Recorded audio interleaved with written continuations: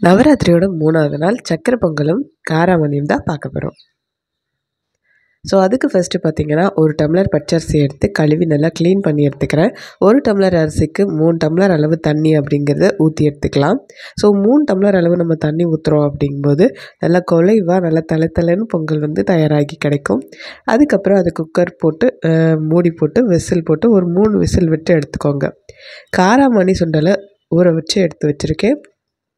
So அதை ஒரு குக்கரில் சேர்த்துட்டு இதுக்கு தேவையான அளவு தண்ணியும் சேர்த்துட்டு இதுக்கு தேவையான அளவு உப்பு கொஞ்சம் சேர்த்துக்கோங்க. சேர்த்துட்டு இதை அப்படியே வேக வச்சு எடுத்துக்கலாம். இது கிட்டத்தட்ட ஒரு 3 விசில் விட்டால் போதும், பர்ஃபெக்டாக வெந்துடும். இது வேகிறதுக்குள்ளே நம்ம பொங்கலுக்கு வேண்டிய வெல்லம்லாம் உடச்சி வச்சுருவோம். ஸோ விசில் வரட்டும். ஸோ இப்போ பார்த்திங்க அப்படின்னா நமக்கு பொங்கல் வந்து விசில் வந்து தயாராகிடுச்சு.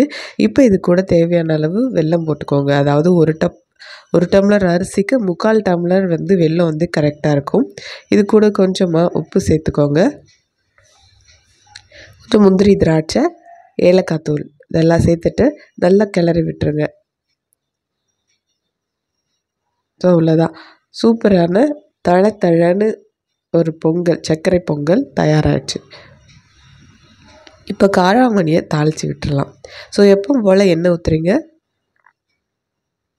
கொஞ்சம் கடுகு போடுறீங்க. கடுகு வெடித்ததும் கருவேப்பிலை போடுறீங்க. 2 வரமிளகாயை கிள்ளி போடுறீங்க. கொஞ்சம் தேங்காய் சேர்த்துறீங்க. தேங்காய் நல்லா வறுபட்டதும் நம்ம வேக வச்சு வச்சுருக்க காராமணியை இது கூட ஆட் பண்ணுறீங்க. நல்லா கலந்து விடுறீங்க. அவ்வளோதான், நமக்கு காராமணியும் தயாராகிடுச்சு. ஸோ நவராத்திரியோட 3வது நாள் சக்கரை பொங்கலும் காராமணி சுண்டலும் தயாராகிடுச்சு. ஸோ சூப்பராக நைவேத்தியம் பண்ணிடுங்க. இன்றைக்கு மலர் வகை கோலம் வந்து வரும். ஸோ அந்த கோலத்தை நான் இது கூட பின்னாடி அட்டாச் பண்ணுறேன். ஸோ அதையும் பார்த்துக்கோங்க.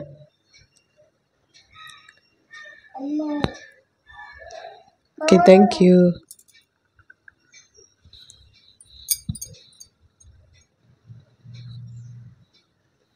Thank you.